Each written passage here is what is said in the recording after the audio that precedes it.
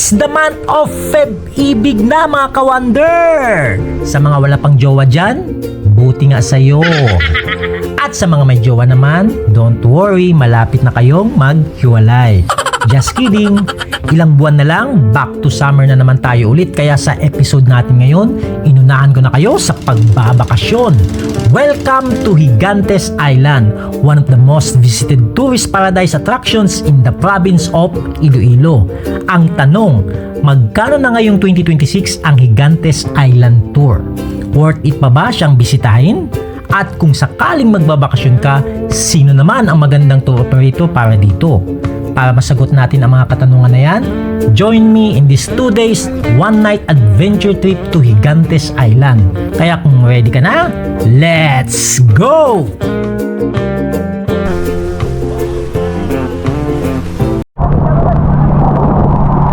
Guys, no, hindi tayo nakapag-drone kanina doon sa Antonia Island dahil, ayan na, umuulan. Ayan, nanginginig na pati ang itlog ko. Grabe sa lamig. Mariosep. Ayan, tatatawa. Wow! Nice!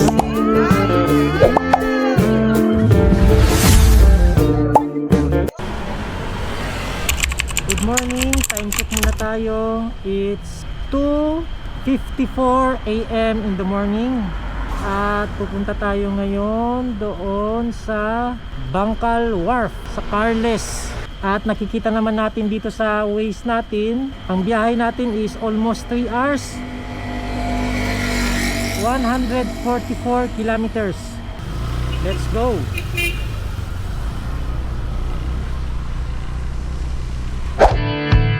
Guys, if you want to visit the Gigantes Group of Islands, there are 2 ways to do it. One is kung galing ka ng Iloilo City, you need to travel more or less 4 hours. And 2 ay yung pinakamalapit is to directly fly to Roa City Airport. And from there, more or less 2 hours na lang ang papuntang Carles.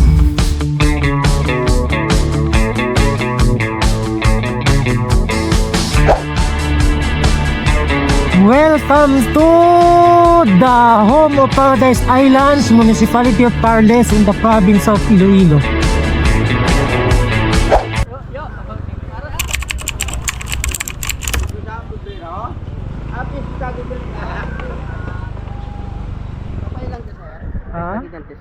Balik dito tayo, bilhin mo pa siya.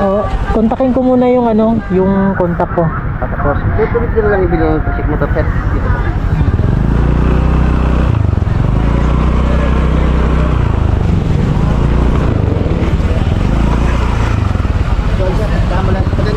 Okay, thank you.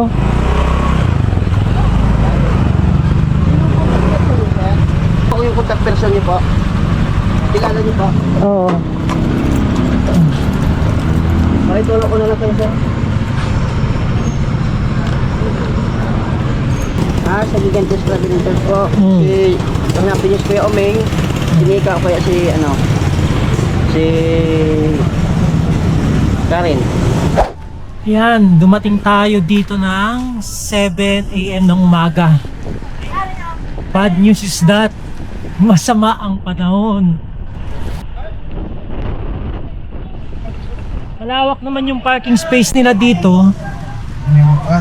Pwede yung mga 4 wheels, pwede din yung mga motor. Na siningil tayo ng 100 pesos. Nakita na natin yung tour operator natin. Itong Gigantes Island Travel and Tours. Ito nga pala ang mga travel packages na inaalok ng ating tour operator. Kung gusto mo ng day tour, ang babayaran mo ay 1,199 pesos. 7 destinations at included na ang lunch sa package nila.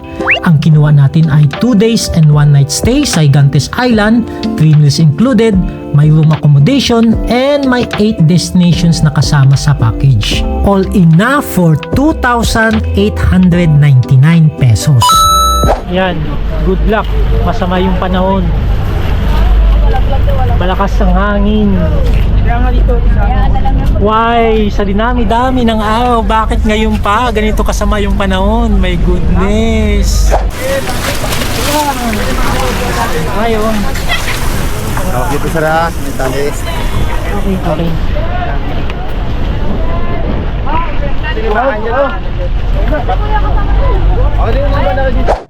Hindi natin kaya yung first island kasi yung first island dapat natin yung full pandan. So ngayon kasi medyo masama yung panahon at saka malakas yung alon doon. So baka skip na natin kasi delikado doon, baka tumama yung propeller natin sa bato, baka didili yung turn natin.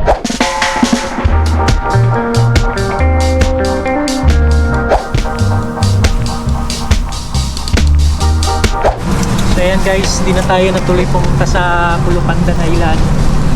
Gawa ng umulan na at lumalakas na yung alon. So skip na tayo dyan. Balikan na lang daw natin next year.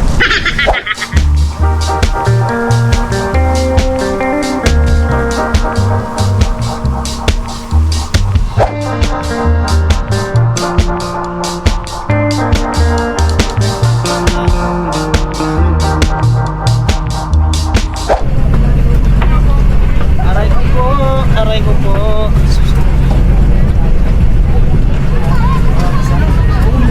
Tol, ito yung padala. Yung sinasakyan nating bangka, hindi na nakaabot hanggang dun sa shoreline kasi medyo mababaw na.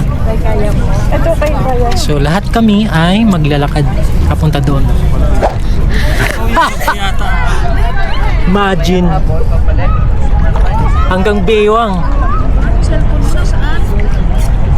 Buti na lang naka-safety na yung cellphone natin dito sa bag. For info guys, sabi ng bangkero natin, itong Gigantes Island is a group of island. At itong pinuntahan natin ngayon, residential area siya. More or less, ang population ng mga tao ngayon dito is nasa 16,000. Ayan guys, para makita nyo yung buhangin dito sa Gigantes Island. Medyo mabato siya. Tapos maraming mga shells kagaya nito. Oh ha? Kita nyo naman. Wow! Sir. So ilang days na tayo kumakain ng meat. Ngayon naman po seafood. Ayan oh. May pritong isda. Ilan kayo, ma'am? May tinulang manok. Dito kayo muna sa May scallops. Apat kami, sir. May saging. Apat? Dito kayo apat, sir? Okay. Start daw tayong kumain. Ayan oh. Oh. Nalaglag na kagad. Seafood. Tikman natin.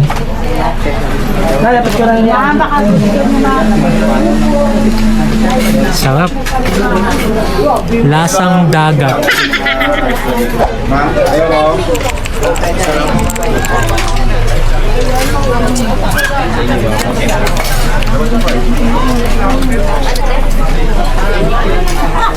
Ayan, gumanda na yung panahon. Ayan guys, papakita ko sa inyo dito sa kusina nila. Dito niluluto ang mga masarap na scallops. Ayan, magtanong tayo. Te, saan galing yung scallops? Dito lang yan? Opo. Yun! Tingnan nyo guys, oh. Naku, natikman ko to kanina. Ang sarap ng scallops nila. Guys, ito na yung room natin. Pasok tayo. Ay.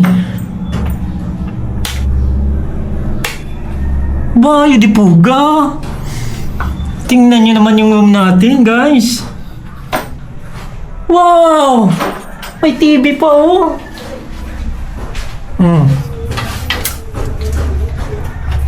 Yeah.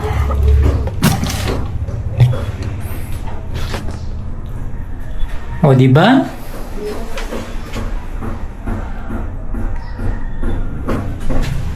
Tapos, ito ang CR.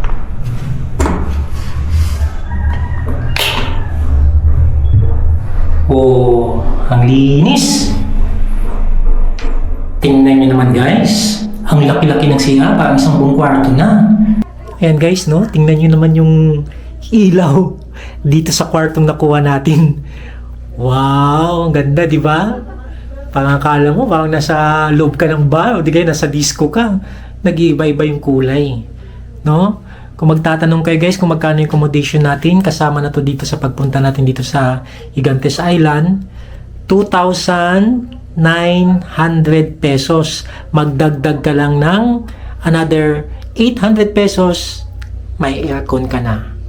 So kailangan na natin bumalik doon dahil mag-start na yung island hopping natin. Dapat wag tayo malate. So ito yung daanan natin. Okay.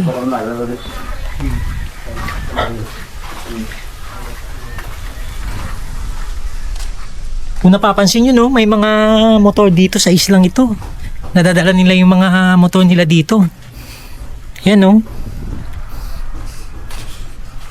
And I'm 100% sure na walang mga kotongerong enforcer dito sa isla na to. Ayan, thank you Lord! At uminit na yung araw. Kanina masama yung panahon, umuulan, umaambon. At ang nakakatuwa, may cell tower doon. Sabi ni Kuya kanina, ang available lang na network is yung Smart. Yay! Mabuhay ang Smart! Ayan na, paalis na kami guys.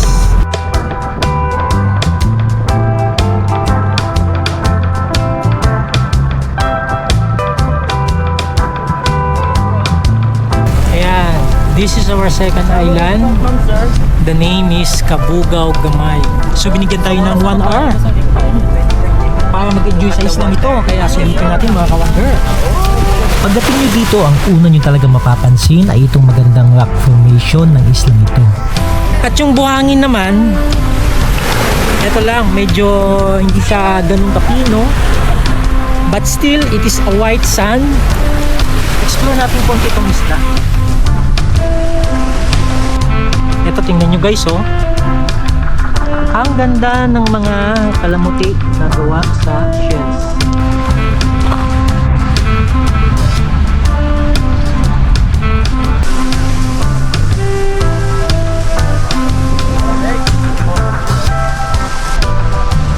Yun, may wishing well dito, oh. 40 asking 130. Ako, Matamas ba ba eh? ulan na naman. Ha?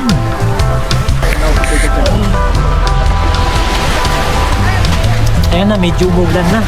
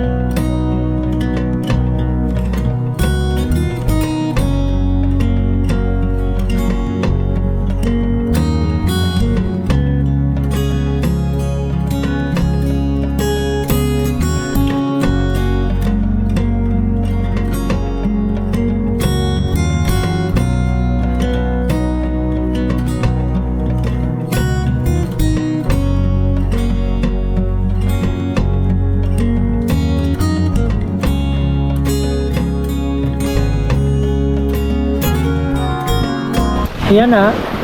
Tingnan nyo mabuti, oh. Pangalan ng bangka natin ay Nonoy Mart. Oh. Saktong-sakto sa Wonder Nonoy. Ito na naman yung island na next na pupuntahan natin. Ayan mo, nakikita nyo medyo maalon. Masama pa din yung panahon. Bantige Sandbar. Tigi, sandbar. Okay. Tandaan na sila. Ayan guys, ito na yung pangatlong island natin. Hindi pala natin napuntahan yung unang island. Itong tinatawag na Bantige Sandbar. Yan, tingnan nyo yung buhangin. Ganun pa din siya, may mga matuta din. Kaya lang dapat mas maputi ito eh kapag hindi umuulan. Lalo na pag nasinaga nito ng araw.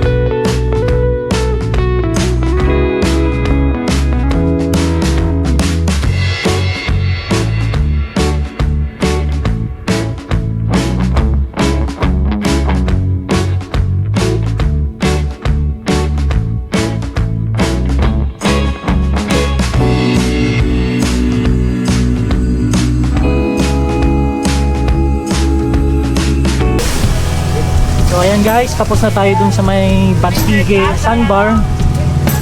Ito na naman yung island na next na pupuntahan natin.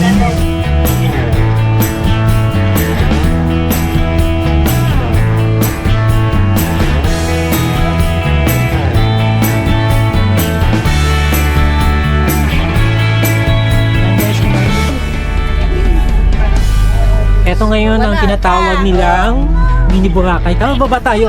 Check natin yung buhangin.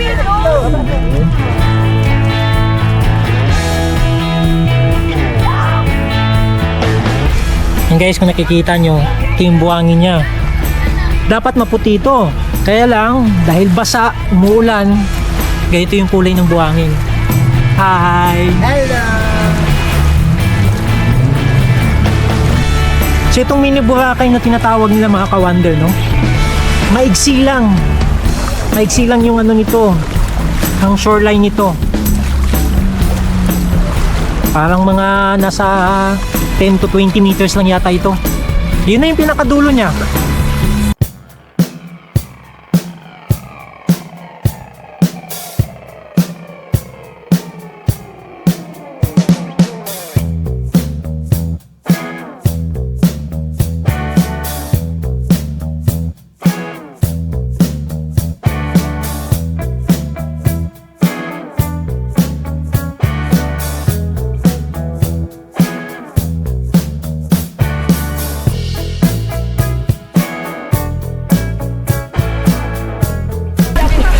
Hindi mo ligo, sir? Mamaya na, doon na lang siguro sa lip diving. Dapat muna kami sa mga vlog mo. Ito yung isa sa mga poging ko namin. Pangalan mo, sir? Lester, at your Lester. service. Yun. Shoutout ka, sir, sa mga kamag-anak, kaibigan. Sa mga kaibigan mo dyan. Punta na kayo dito. Here's our friend. Hello, my friend. From what country are you? Abu Dhabi, UAE. Yes. Oh, what can you say about Tegantes Island here in the Very, very Philippines? beautiful. Guys, if you are visiting Boracay, don't visit Boracay, come here. This is very peaceful. Yes. And it's not crowded, ha? It's not crowded. Very, very nice. Very, very nice. Thank you, thank you. Doon lang tayo galing sa mini Boracay. Ang lapit-lapit lang din mga ka-wonder, no? Yung mini Boracay, so mga ilang meters lang. Dito na tayo, may jet ski. Anong pangalan ng island natin? Antonia Island. Oo, Yun. Antonia. Dito may Itong- mga snorkeling area, banana boat and jet ski. So marami dito. Yun. Oo. Oh. Yung mga tinda rin. Saan pa kayo guys ha? Nag-i-interview tayo habang umuulan. Let's go! So itong Antonia Island mga ka-wonder, mayroong banana boat dito na pwede mag-rent saka jet ski.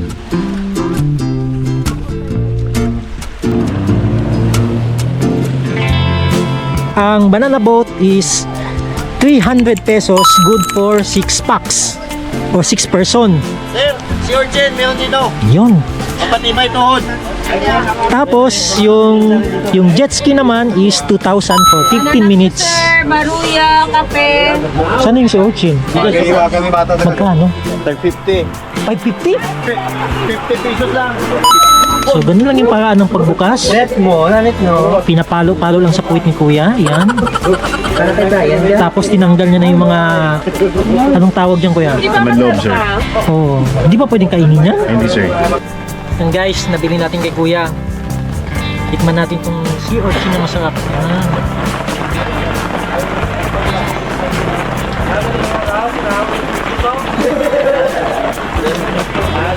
The best. Sabi ni ate, dahil malamig yung panahon, instead na mag-alo-halo kami, nandito kami sa beach, nagkape na lang kami. Kapit tayo dyan. Kaya anak yung natin. Yun. Eto guys, kung nakikita nyo yung rock formation na yan, ang tawag nila daw dyan is parang buntot ng buhaya. Guys, no, hindi tayo nakapag-drone kanina doon sa Antonia Island dahil, ayan na, umuulan. Ayan, nanginginig na, pati ang itlog ko, grabe sa lamig. Mario Joseph. Tupa. Ayan, tata. Guys, dumating na kami dito sa Tangke Lagoon. Hindi record Tangke Lagoon. Yung Ito yung pinaka-highlights ng tour natin, kaya dapat masilip natin to.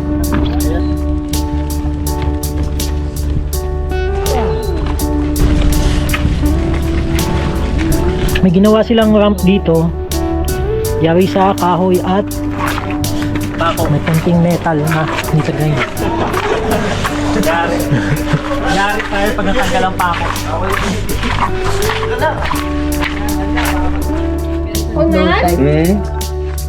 Ay season kun sa aga ma'am. Tawag nga below water level gid mo gila ni pinaka. Oo. Okay na to. Oh my god, this is so good, guys, so good. This, oh my god, this is best for ipot. See the American actor is swimming here. Very nice. Ayan. This place is very nice.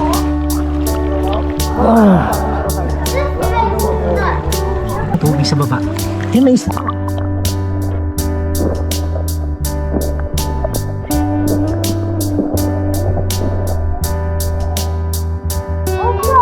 Andito ka sa loob ng Tangke Lagoon mga kawander. Isa sa mga nagpapaganda talaga dito. Maliban dito sa tubig na nandito ngayon, makikita mo pa yung mga gandang limestone tips na yan. Ayan, tingnan nyo.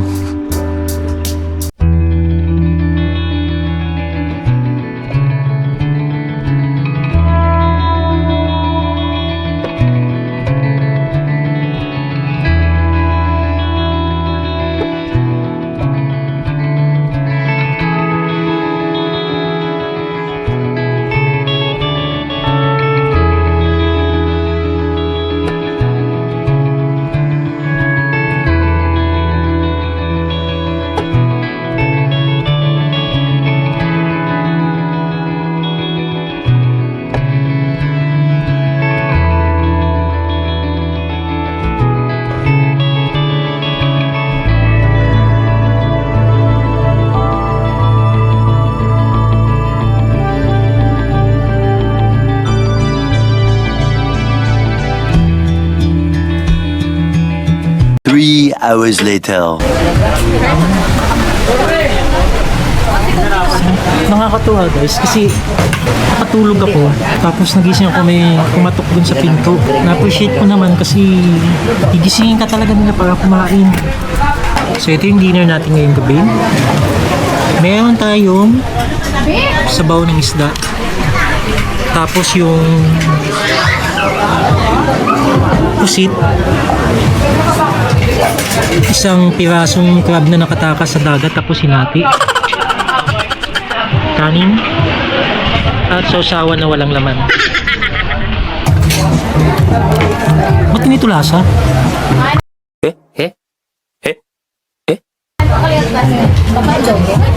Lasang pusit. Thank you for coming and enjoy the show and God bless you all. Once again, welcome to Gigantes Island. Ma'am sir, enjoy po tayo sa pagsasayaw ng apoy dahil ngayon ay malamig!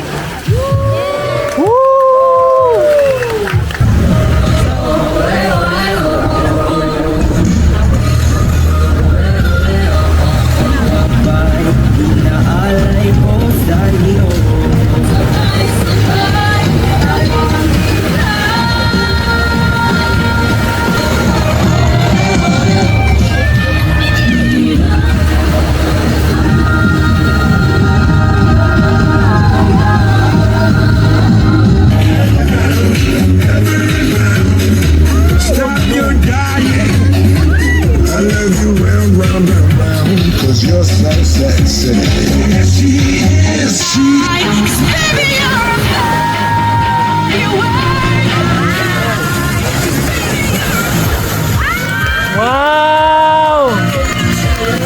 Nice! Bravo! Bravo! Maraming salamat sa inyo at ako po sa inyong mukha ay masaya. The next day. Good morning. Time check 6:44 AM in the morning. And guys, ito yung breakfast nila ngayong umaga. Rice, egg, tuyo, at saka ano to, adobong manok. Tara guys, breakfast na tayo. Sayang at hindi pa tayo nakapag stay dito ng medyo matagal-tagal para maikot sana natin tong isla nila. Anong isda yan? Amo na yung pupunta guys. Dako-dako. Daming starfish ngayon. Ayan, ito na yung maliit na bangka. Ano na, ay malakatang nansay.